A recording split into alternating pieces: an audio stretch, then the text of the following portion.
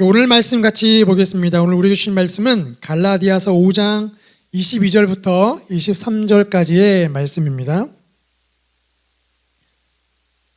우리 함께 우리 두 구절이니까요. 함께 한 목소리로 같이 읽겠습니다. 시작. 오직 성령의 열매는 사랑과 희락과 화평과 오래 참음과 자비와 양선과 충성과 온유와 절제니 이 같은 것을 금지할 법이 없느니라. 아멘. 자, 우리 김미란 목사님 나오셔서 예쁜 시계라는 제목으로 말씀 전해 주시겠습니다. 예, 기도하시겠습니다. 하나님 감사합니다. 잊지 않으시고 저희를 예배의 자리로 불러주셔서 이렇게 찬송과 기도로 은혜 받게 하시고 마음밭을 기경하여 주시니 감사합니다. 하나님 이제 말씀하여 주옵소서. 제가 마음을 다하여 듣겠습니다. 예수님의 이름으로 기도합니다. 아멘. 예. 오늘 말씀의 주제는요, 성령의 9가지 열매 중에 절제입니다. 예, 절제의 성공학이라는 책이 있습니다. 이 책의 저자는 미즈노가 남보쿠라고 하는 일본 사람인데요. 이 사람은 에도 시대인 1800년대 초반에 활동했던 유명한 관상가였습니다. 이 사람은 성공한 사람의 관상은 어떠한가, 성공하고 사람의 관상은 어떤 관계가 있나를 알아보려고 3년 동안 이발소에서 일하면서 사람의 얼굴하고 두상을 관찰합니다. 그 다음 3년간은요, 목욕탕에서 일하면서 몸상을 관찰했고, 그리고 그 다음 3년간은 화장터에서 일하면서 뼈와 골격을 연구했습니다. 그 결과 그는 당대에 아주 유명한 관상가로 이름을 떨쳤습니다. 이렇게 9년을 목욕탕에서 일하면서, 그리고 또 그 다음에 이발소에서, 그리고 목욕탕에서, 그리고 화장터에서 일하면서 관찰하고 연구하고 해서 내린 결과 궁금하시죠? 사람의 관상과 성공 사이에는 무슨 관계가 있을까? 무슨 관계가 있나? 아무 관계가 없다. 그럼 뭐가 성공 여부를 결정하는가? 바로 절제다. 사람이 음식을 절제하는 걸 보면 알 수 있다. 기본적으로 먹는 걸 절제하지 못하는 사람은 다른 것에서도 절제하지 못하더라. 그래서 나온 책이 바로 절제의 성공학입니다. 성경은요, 그 점에 동의합니다. 무엇을 절제해야 하는가? 여러 가지를 말하고 있지만 그 중에 하나가 바로 먹는 거예요. 먹는 거. 하나님께서 에덴 동산에 아담과 하와에게 동산에 있는 거 다 먹지 말라고 하지 않으셨어요. 다 먹어도 좋다. 다 먹어라. 딱 하나, 선악과 그거 하나 먹지 말라고 했는데 하와도 남편도 그걸 절제하지 못하고 먹었더라. 히브리서 12장 16장도 말씀합니다. 함께 보도록 하겠습니다. 시작. 한 그릇 음식을 위하여 장자의 명분을 판 에서와 같이 망령된 자가 없도록 살피라. 아멘. 팥죽 한 그릇과 장자권을 바꾼 거, 먹는 걸 참지 못한 거, 절제하지 못한 거, 그게 망령된 행동으로 이어졌다는 거예요. 잠언 23장 20절은 말씀합니다. 시작. 술을 즐겨하는 자들과 고기를 탐하는 자들과도 더불어 사귀지 말라. 아멘. 절제하지 못하는 사람과는 가까이 하지도 말라. 어이구. 23장 21절입니다. 시작. 술 취하고 음식을 탐하는 자는 가난하여질 것이요. 당연히 성공 못한다는 거죠. 그렇게 절제하지 않으면 결국 어떻게 되는가? 23장 35절입니다. 시작. 내가 스스로 말하기를 사람이 나를 때려도 나는 아프지 아니하고 나를 상하게 하여도 내게 감각이 없도다. 내가 언제나 깰까 다시 추를 수를 찾겠다 하리라. 아멘. 결국 중독된다. 결국 망한다. 5살 된 아이들 20명을 좀 약간 배가 고프게 한 다음에 빵을 하나씩 나눠줘요. 빵을 나눠준 다음에 그리고 말합니다. 너가 15분 동안 참고 참고 이 빵을 안 먹으면 하나를 더 주겠다. 하지만 참지 못하고 그냥 이거 먹어버리면 그거 하나로 끝이다. 그러고는 아이들만 남겨두고 나갑니다. 아주 유명한 실험이에요. 그랬더니 기다리지 못하고 바로 먹어치우는 아이가 있는가 하면은 참고 기다렸다가 한 개를 더 받고 그래서 2개를 먹은 아이도 있었는데요. 그런데 나중에 추적 조사를 했더니만 어떤 결과가 나왔느냐? 참고 기다린 아이는 자라면서도 매사에 절제하더라. 그래서 결국 성공하더라. 근데 못 참고 달랑 먹어버린 아이들은 매사에 절제 능력이 부족하더라. 성공이 드물더라. 먹는 문제는 단순히 배고프고 배부르고의 문제가 아니다. 바로 절제의 문제고, 그리고 절제의 문제는 그 사람 인생 전체의 문제라는 것입니다.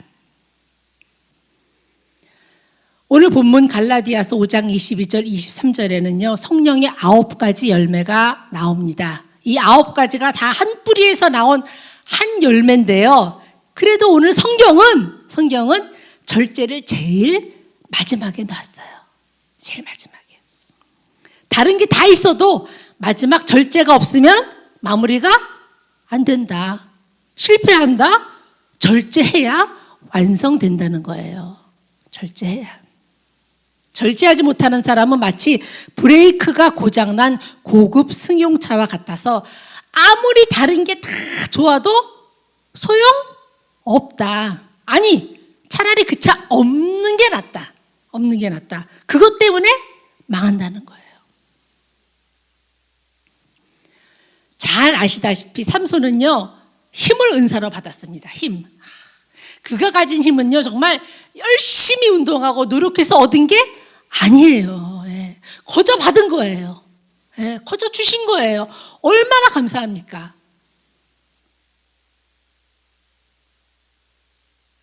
그런데 그는 절제하지 못해서 받은 은혜와 은사를 다 탕진해 버렸을 뿐만 아니라 자신도 망치고 주변도 망하게 했습니다. 차라리 힘이 없는 게 훨씬 나았을 것입니다.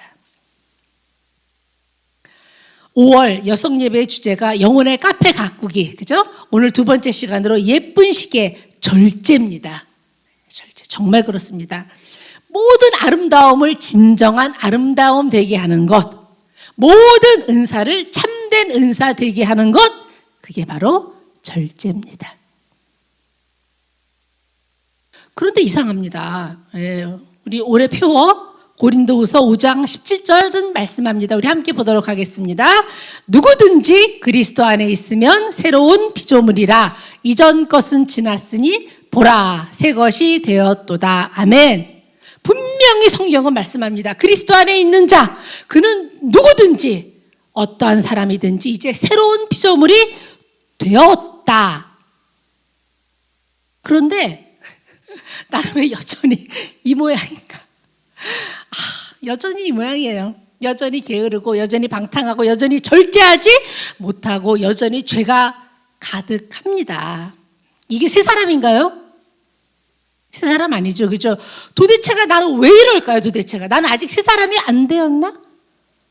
나는 아직 그리스도 바깥에 있는 사람인가? 이제 해외 여행길이 열렸어요. 비행기 타고 10시간 가면 미국 서부에 도착합니다. 미국 여행 좋죠. 아우, 좋죠. 가고 싶습니다. 그런데 문제는 뭘까요? 문제는 시차예요. 시차. 10시간을 비행기에 있었으니 많이 피곤합니다. 또 한잠 푹 자고 일어나면 컨디션이 훨씬 좋아질 것 같은데 문제는 자야 할 밤에 눈이 어때요? 말똥말똥한 거예요. 밤에는 자야 되는데 그래야 내일 열심히 돌아다니는데 왜 그럴까요? 왜 눈이 말똥말똥하죠? 시차 때문에. 몸은 지금 미국에 있는데 내 생체 시계는 여전히 어디에 있다? 한국에 있어요. 네. 그래서 지금 미국이 밤인데 그래서 자야 하는데 내 뇌는, 내 생체 리듬은 아직 한국에 맞춰져 있는 거예요. 낮이에요. 그러니 잠이 안 오는 게 당연합니다. 영적인 영역에도, 영적인 세계에도 이 시차가 있습니다. 이스라엘은 애굽에서 나와서 홍해를 건넜어요. 단번에 해방되었습니다. 자유인이 되었어요. 노예에서 자유인이 되었어요. 그런데요, 이들의 뇌는, 이들의 생체 시계는 여전히 애굽에 맞춰 있는 거예요. 애굽에 건너왔는데, 몸은 미국에 있는데 내 뇌는 여전히 한국에 있는 것처럼 이들의 몸은 이미 홍해를 건넜는데도 뇌는 어디에 있는가? 애굽에 있어요. 애굽에. 몸과 머리는 여전히 거기에 노예 근성이 남아 있어요. 그 영적인 시차를 없애기 위해서 하나님께서 그들을 광야에서 40년간 훈련시켰던 것입니다. 우리는 믿음으로 단번에 하나님의 자녀가 되었습니다. 그런데 문제는 아직 여전히 내 안에 예차 죄된 본성이 여전히 시퍼렇게 살아있다는 거예요. 비행기 타고 내 몸은 단번에 한국에서 미국으로 갔지만 내 생체 리듬은 아직 한국 시간에 맞춰져 있는 것과 같은 이치입니다. 예, 그렇습니다. 누구든지 그리스도 안에 있으면 새로운 피조물이 되었습니다. 그러나 내 안에 여전히 변화되지 않은 옛 모습이 아직 남아 있습니다. 반드시 변화되어야 합니다. 반드시 그 시차를 극복해야 됩니다. 그리고 극복할 수 있고 변화될 수 있습니다. 왜? 왜냐하면 성령님이 나와 함께 하시기 때문에. 성령님께서 내 안에서 나를 도와주시기 때문에. 성령이 왜 오셨죠? 나를 도와주기 위해 오셨어요. 절제라는 것은요, 이게 끊어내는 것입니다. 절제, 끊어내다. 쓸데없는 것들을 잘라내다. 나를 하나님의 백성답게 살지 못하게 하는 것, 그걸 잘라내는 게 절제입니다.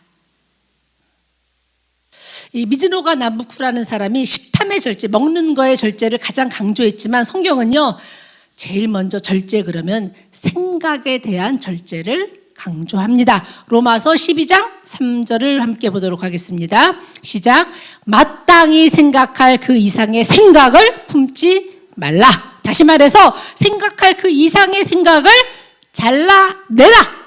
절제해라. 유다가 예수님을 다 팔아 넘겼습니다. 그게 어디서 시작됐는가? 생각에서 시작됐습니다.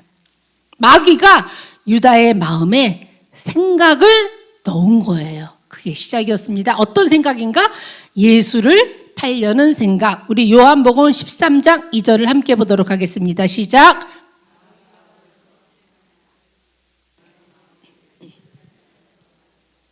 아멘. 유다의 마음에 예수를 팔려는 생각을 넣었더라. 살인이나 강도, 그런 모든 범죄가 어디서 시작됐는가? 생각에서 시작됩니다. 아주 오래전에 연쇄 살인범 71명을 인터뷰한 프로파일러가 쓴 책을 읽은 적이 있습니다. 그런데 이들 살인범들에게는 공통적인 특징이 있더래요. 특징이 뭔가 하면은 어렸을 때 혼자서 비디오나 그런 류의 종류의 책을 보면서 언젠가 나도 살인을 해봐야지, 그런 생각을 가졌다는 거예요. 그런 생각을 갖고 그런 생각을 키웠다는 거예요. 100번 아니 1만 번 양보해서 그런 생각이 들 수도 있다고 해요. 그렇다고 쳐요. 그런데요, 그런 생각이 들면 절제 잘라내야 합니다. 마틴 루터도 그런 말을 했죠. 새가 내 머리 위로 지나가는 걸 막을 수는 없어요. 어떻게 막겠습니까? 그러나 새가 내 머리 위에 둥지를 트는 것은 막을 수 있다. 막아야 한다. 새가 내 머리에 둥지를 트는 건 누구 책임이다? 내 책임이다는 거예요. 우리가 하루에 몇 가지 생각을 하죠? 그쵸. 전에 말씀드렸죠. 5만 가지 생각한다 그러잖아요. 5만 가지 생각. 대부분이 어떤 생각? 쓸데없는 생각입니다. 대부분이 마땅히 생각할 그 이상의 생각입니다. 그걸 잘라내는 게 거듭난 사람, 우리 그리스도인의 의무입니다. 쓸데없는, 아니 오히려 우리의 인생을 갉아먹는 생각 잘라내십시오. 그리고 예수님께 집중하십시오. 생각에 집중하지 마세요. 히브리서 3장 1절은 말씀합니다. 예수를 깊이 생각하라. 두 번째, 첫 번째가 생각을 절제하라. 두 번째는 말을 절제하라. 말을 절제하라. 시편 34편 12절 13절은 말씀합니다. 시작. 생명을 사모하고 연수를 사랑하여 복받기를 원하는 사람이 누구니요? 내 혀를 악에서 금하며 내 입술을 거짓말에서 금할지어다. 아멘. 베드로전서 3장 10절입니다. 시작. 생명을 사랑하고 좋은 날 보기를 원하는 자는 혀를 금하여 악한 말을 그치며 그 입술로 거짓을 말하지 말고, 또 있습니다. 잠언서 10장 19절 시작. 말이 많으면 허물을 면하기 어려우나 그 입술을 제어하는 자는 지혜가 있느니라. 한 구절 더 볼까요? 잠언서 20장 19절 시작. 두루다니며 한담하는 자는 남의 비밀을 누설하나니 입술을 벌린 자를 사귀지 말지니라. 아멘. 입술을 벌린 자를 사귀지 말라. 이 말은 말을 절제하지 않는 사람은 안 된다는 거예요. 말이라고 함부로 다 하면 안 된다. 하고 싶은 말 다 하고 사는 게 아니다. 절제하라. 절제하라. 그 예수원에 계신 대천덕 신부님이 20일 동안, 내가 20일 동안 말을 안 하겠다 결심합니다. 그런데요, 꼭 해야 할 말들이 있잖아요. 살다 보면 꼭 해야 할 말, 하고 싶은 말 하지 못하니까 답답해서 미치겠더라는 거예요. 미치겠더라. 그런데 답답해서 미치겠는데 일이 안 될 것 같은데 10일이 지나니까, 열흘이 지나니까 옆에 있는 사람들이 대신 그 말을 해주더라. 그러니까 말 안 하면 못 살 것 같고 또 일도 엉망진창이 될 것 같은데 아니더라는 거예요. 아니더라는 거예요. 절제하니까 하나님께서 그 절제의 능력을 통해서 더 많은 것들을 주시고 주변을 정리해 주시고, 그리고 일이 더 잘 되더라. 잘 더 되게 해 주시더라. 아멘입니다. 저도 종종 말실수를 하거든요. 제가 말실수를 하고 나면은 하지 말아야 할 거 알면서도 또 그 순간을 참지 못하고 말할 때가 많거든요. 그러고 나면은 제가 정말 깊은 한숨과 함께 죄송합니다. 성경 말씀이 떠올라야 하는데 유행가 가사 한 소절이 떠오릅니다. 우리는 말 안 하고 살 수가 없나. 나르는 솔개처럼. 나는 솔개만도 못하구나. 예. 그런데요, 어떻게 아무 말도 하지 않고 살겠어요. 예, 말을 해야죠. 그리고 성경도 우리에게 무작정 입을 다물라고만 하지는 않으십니다. 실은 말해야 할 때 말하고 침묵해야 할 때 침묵하는 거, 그게 절제의 시작입니다. 내가 그렇게 하고 싶을지라도 그 마지막 그 한마디를 안 하는 게 절제의 시작이에요. 입에 재갈을 물리는 게 절제입니다. 우리는 때로요, 하지 말아야 할 말, 그 한마디 때를 해서 내 사랑하는 아내, 내 사랑하는 남편, 모든 자존심을 무너뜨리고 상처를 줍니다. 자녀에게 하지 말아야 할 그 마지막 말을 해서 자녀를 그렇게도 깊은 아픔과 고통과 상처 가운데 신음하며 살게 합니다. 그것 때문에 친구가 떠나가기도 하고, 그리고 그것 때문에 싸움이 벌어지기도 합니다. 해야 할 것과 하지 않아야 할 것을 구분하는 능력이 우리 믿음의 사람들에게 필요합니다. 어떤 사람이 성령 충만한 사람일까요? 어떤 사람이 성령 충만한 사람이라고 생각하세요? 말 조심하는 사람이 성령 충만한 사람입니다. 여기에 컵이 있습니다. 빈 컵 들고 있으면요, 그냥 조심하지 않아도 그냥 걸어가도 돼요, 막. 그런데 만일 여기 물이 가득하면 어떨까요? 가득하면. 물이 거듭하면요. 충만하면 어떻게 해요? 조심조심. 조심조심. 어떤 사람이 성령 충만한 사람인가? 조심하는 사람이 성령 충만한 사람입니다. 마지막 세 번째. 무엇을 절제해야 하는가? 감정을 절제하라. 첫 번째가 뭐였죠? 생각을 절제하라. 그 다음 말을 절제하라. 그 다음 감정을 절제하라. 분노를 절제하라. 안 어려우시죠? 생각을 절제하라. 말을 절제하라. 감정을 절제하라. 에베소서 4장 26절입니다. 시작. 분을 내어도 죄를 짓지 말며 해가 지도록 분을 품지 말고 하면 분을 낼 수는 있다. 분이 날 수는 있다. 그러나 절제하라. 마음을 다스려라. 감정을 다스려라. 잠언서 16장 32절입니다. 시작. 노하기를 더디하는 자는 용사보다 낫고 자기의 마음을 다스리는 자는 성을 빼앗는 자보다 나으니라. 아멘. 아멘. 다윗이 사무엘상 25장에 보면은 다윗이 사울을 피해 도망 다닐 때 일이었어요. 나발이라는 아주 부자가 있었는데 이 사람의 재산을 보호해 준 적이 있었습니다. 당시에는 광야에 강도들이 많았어요. 그런데 다윗과 그의 부하들이 울타리가 되어줘서 그 나발이 양과 염소를 지킬 수가 있었습니다. 그러던 어느 날 나발의 집에 잔치가 벌어졌습니다. 그때는요, 양털 깎는 날이 잔칫날이었어요. 그런데 나발에게는 양이 3,000마리가 있었고 염소가 1,000마리가 있었으니까 얼마나 큰 잔치였겠습니까? 그래서 다윗이 이제 부하들을 보내서 나발에게 요청하는 거예요. 떡과 물과 고기를 청합니다. 그랬는데 글쎄 이자가 그동안 지켜줘서 고맙잖아요. 지켜줘서 고맙다. 내가 먼저 생각했어야 했는데 미안하다. 마음껏 가져가서 잔치하시라. 이래도 모자랄 판에 아니 어디서 굴러먹던 개 뼈다귀 같은 놈들한테 내가 먹을 걸 줄 줄 아냐? 이러는 거예요. 다윗이요 분통이 터지죠. 예. 안 그러면 사람이 아니죠. 그래서 이 분노한 다윗이 부하 400명을 데리고 나발의 집으로 갑니다. 내가 그 집 남자들의 씨를 다 말려버리겠다며 분기탱천해서 달려갑니다. 그런데 그때 나발의 부인 아비가일이 다윗의 길을 가로막습니다. 그리고 말합니다. 감정을 절제하십시오. 당신은 앞으로 이스라엘의 왕이 될 사람인데 후일을 생각하십시오.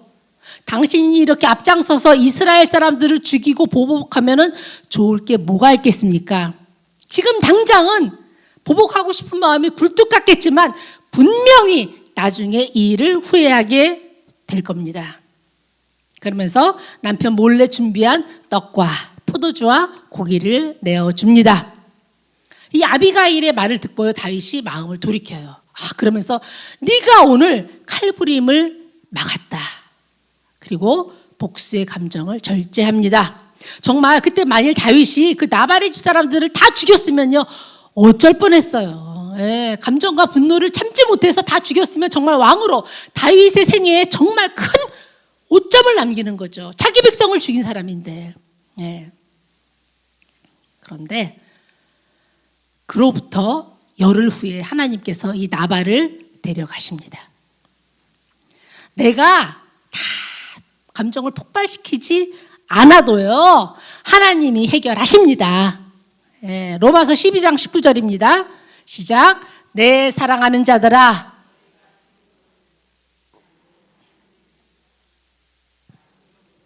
원수 갚는 것이 내게 있으니 내가 갚으리라고 주께서 말씀하시니라. 예. 감정을 절제해야 합니다. 마음을 지켜야 합니다. 그런데 그게 잘 안 되는 게 문제죠. 그게 잘 안 되는 게 문제지 뭐 잘 되면 뭐가 문제겠어요. 그러니까 기도하는 거예요. 제가 아는 분이 태어나서 처음으로 기도라는 걸 했대요. 기도라는 걸. 어떤 사람이 너무 싫은 거야. 막 너무 미운 거야. 생각만 해도 너무 싫더래요. 그 감정을 어떻게 할 수가 없는 거예요, 내가. 예. 근데 싫어하고 미워하면 제일 먼저 우선 내 마음이 힘들잖아요. 그래서 어느 날 아무도 없는 밤에, 가족 아무도 없는 밤에 소파에 앉아 있다가 그래도 기도는 바닥에서 해야지, 무릎 꿇고 해야지 하면서 소파에서 내려와서 무릎을 꿇고 기도했대요. 처음으로 하는 기도죠. 교회도 안 다녔으니까. 그러면서 기도했대요. 이렇게, 하나님, 저는 그 사람이 정말 너무 싫습니다. 너무 밉습니다. 하나님, 제가 그 사람을 미워하지 않게 해주세요.